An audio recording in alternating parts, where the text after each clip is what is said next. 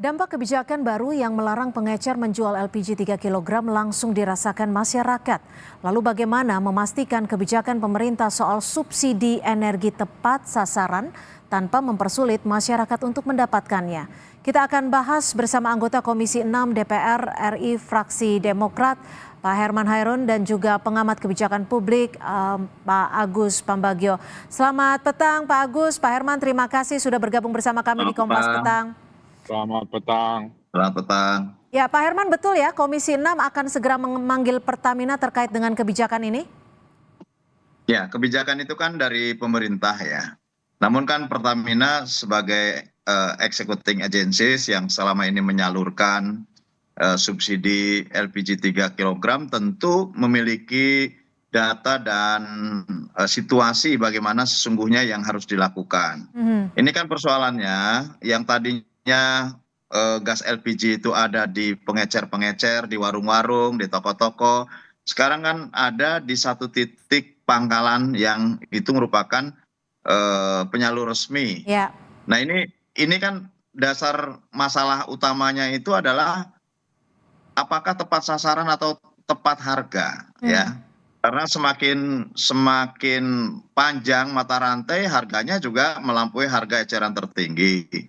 Nah, yang kedua juga semakin terbuka cara penyaluran barang bersubsidi juga semakin besar kemungkinan terjadinya pelanggaran terhadap ataupun semakin tidak tepat sasaran. Ya. Nah, ini faktor utamanya kan di situ. Ya. Nah, kalau faktor utamanya di situ, semestinya sistem pengawasan dulu, ya, sehingga masyarakat kemudian tidak kaget yang biasanya di warung-warung toko-toko ada, sekarang nggak ada.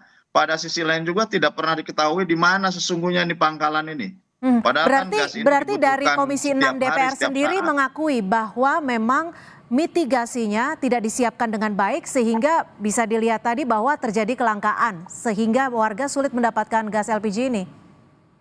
Ya, transisinya menurut saya tidak diketahui ya. Masyarakat tidak mendapatkan informasi yang utuh. Di mana pangkalan itu berada juga tidak semuanya tahu. Sehingga kemudian yang menganggap ini persoalan ini langka. Kalau dikatakan langka, saya setuju dengan Pak Bahlil, Menteri SDM, bahwa barang itu ada. Karena memang tidak dikurangi, volumenya juga tetap. Dan semestinya ya tidak langka semestinya gitu. Nah, tidak langka itu menurut saya ini karena ada pola penyaluran LPG bersubsidi. Sehingga saya juga memberikan pernyataan bahwa sebaiknya ini dikaji ulang. Kalaupun kemudian akan ditertibkan dari sasaran maupun ketepatan harga, maka sebaiknya ini yang menjadi pengawasan melekat dari seluruh instrumen, baik itu penyalur maupun pemberi kebijakan. Pengawasannya ya betul-betul tepat kepada sasaran yang berhak menerimanya. Yang kedua ya HET-nya harus sesuai dengan harga eceran tertinggi yang telah ditetapkan oleh pemerintah. Saya ke Pak Agus. Pak Agus, kita tahu bahwa niatnya adalah baik ketika gas LPG 3 kg ini diharapkan bisa tepat sasaran. Namun kendalanya saat ini yang terjadi di masyarakat adalah warga kesulitan untuk mendapatkan. Bagaimana Anda melihat kebijakan baru ini? Begini, semua kebijakan pemerintah itu kan biasanya dengan buzzer management ya. Nah, kali ini tidak pakai buzzer nih. Artinya ada miskomunikasi yang tidak digunakan oleh pemerintah. Dari awal saya setuju karena subsidi untuk LPG 3 kilo ini disalahgunakan oleh banyak tingkat masyarakat yang seharusnya tidak berhak untuk memperolehnya ini. Importnya sudah sekitar 70 juta ton per tahun. Nah, ini besar sekali. Ya kan, dan itu juga rantainya panjang sekali. Di kita sulitnya untuk mengontrol harga, tadi oleh Pak Ketua Komisi sudah sampaikan, sulit sekali mengontrol HET itu. Memang HET itu di tingkat bukan di pengecer, sementara pengecer kita bisa sampai rantai paling bawah. Nah, ini yang memang harus ditertibkan. Di sini ada persoalan komunikasinya saja. Ya, saya sih setuju bahwa subsidi harus tepat ya, tapi komunikasinya maksudnya kan kita punya digital banyak ya. Cobalah petakan di wilayah timur, pusat, wilayah mana saja seluruh Indonesia, pusatnya ada di mana. Terus buka jam berapa, bagaimana mekanismenya untuk memperolehnya. apakah digilir per kecamatan misalnya atau apa, itu semua harus secara detail disampaikan. Kan bisa menggunakan digital media sosial dan sebagainya. Urusan politik saja bisa pakai buzzer, mengapa ini tidak pakai buzzer? Gitulah kurang Jadi lebih. justru saat dibutuhkan buzzernya tidak bisa memberikan sosialisasi kepada masyarakat. Tapi gini Kurang Pak Agus, lebih begitu. Pak Agus tapi gini, saat ini yang terjadi di masyarakat adalah kebingungan. Kita tahu bahwa sebenarnya sudah ada informasinya di website Pertamina di mana bisa mendapatkannya dengan Nggak bisa, harga berapa, nggak tapi bisa. tidak diketahui oleh Sangat masyarakat. sulit. Iya, itu yang maksud saya, sampai masyarakat terbawah yang harusnya menjadi konsumen, itu harus diberikan dengan baik. Kalau sekarang nggak bisa, tiba-tiba tanggal 1, orang bingung ngantri kan, di mana itu, lari kiri kanan, kan nggak betul kebijakan seperti itu. Sampaikanlah sekitar misalnya Januari kemarin akan ini, memang sudah disampaikan, tapi kan tidak merata. Tingkat masyarakat yang konsumen LPG 3 kilo itu tidak tahu. Nah, sekarang kan harus pakai KTP, ambilnya dan sebagainya. Tolong diawasi juga, jangan-jangan nanti pembantu rumah tangganya yang ngambil pakai KTP-nya. Nah, itu kan juga nanti dilanggar lagi subsidi ini. Nah, detail untuk tadi saya juga sempat bicara dengan Pak Menteri. Tolong siapkan mitigasinya dengan baik. Karena mitigasi ini menjadi penting. Tapi sebelum mitigasi, komunikasinya harus baik. Orang nggak tahu kok ini belinya di mana gitu.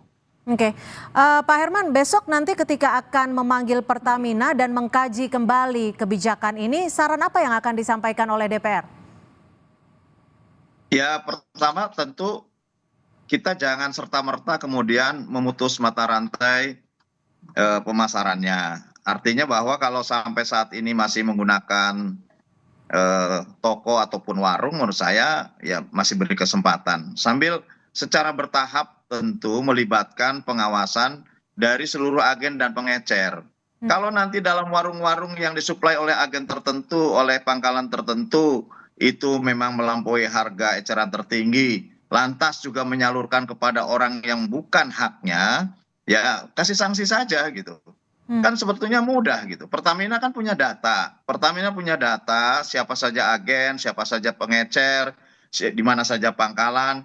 Nah, dipersyaratkan silakan Anda menggunakan pemasaran bertingkat melalui warung, melalui toko, tetapi Anda juga harus tertib dan patuh terhadap aturan-aturan pemerintah. Sehingga ketika harus tepat sasaran, ya Anda harus tepat sasaran. Dengan cara apapun marketing, Anda yang bertanggung jawab harus tepat sasaran.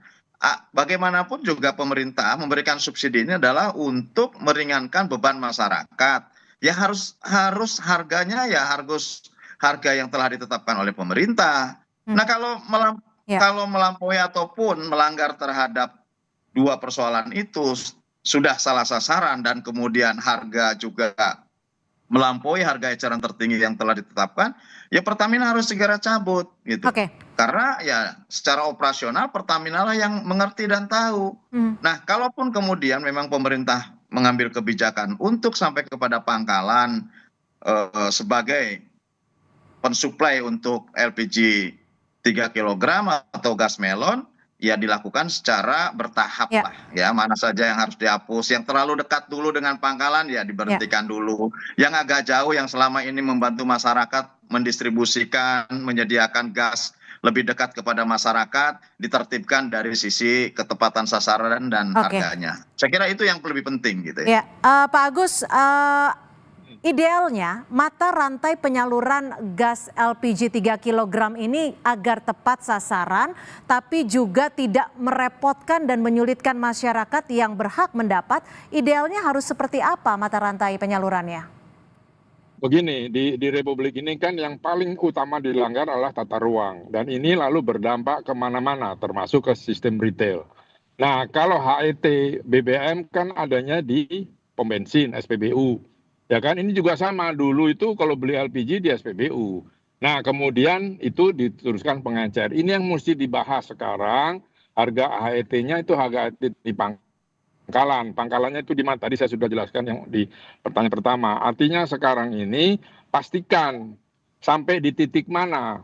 pembeliannya itu, kecamatankah, kelurahankah, atau di mana, atau di SPBU, supaya jelas itu tempatnya, tapi jangan sampai ke dekat rumah lah. Selain itu kan berbahaya ya secara keamanan dan sebagainya, tentu juga perlu diperhatikan.